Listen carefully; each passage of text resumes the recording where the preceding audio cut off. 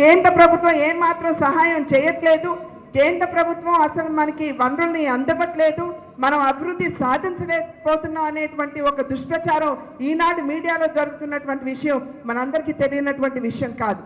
రాష్ట్ర ప్రభుత్వం ఏది కావాలన్నా కూడా సరైనటువంటి పద్ధతిలో ఆ ఇచ్చినటువంటి వనరులకి సరైనటువంటి ప్రమాణ పత్రాలు ఇచ్చినట్లయితే ఇవ్వడానికి, మరిన్ని వనరులు ఇవ్వడానికి ఏమాత్రం కూడా మేము వెనకాడబోమని చెప్పి కేంద్ర ప్రభుత్వంకి సంబంధించినటువంటి అనేక మంత్రులు స్వయంగా మన ఆంధ్ర రాష్ట్రానికి వచ్చి చెప్పినటువంటి విషయం మీ అందరికీ తెలియనటువంటి విషయం కాదు. పురంధేశ్వరికి, కన్నా లక్ష్మణారాయణకి వీళ్ళందరూ కూడా చంద్రబాబు నాయుడు గారికి యాంటీగా ఒక ఏజెండాను సృష్టించుకొని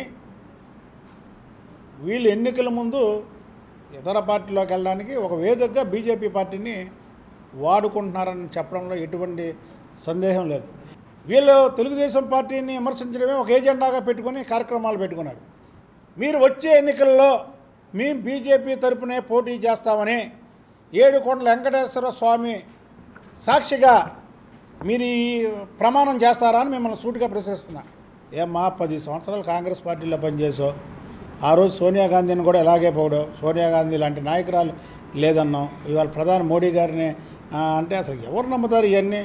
ఎన్టీ రామారావు గారి కుమార్తెగా మీకు ఈ రాష్ట్రంలో ఒక పేరుంది, ఆ పేరుని కూడా చెడగొడితే అది కరెక్ట్ కాదని చెప్తున్నాము.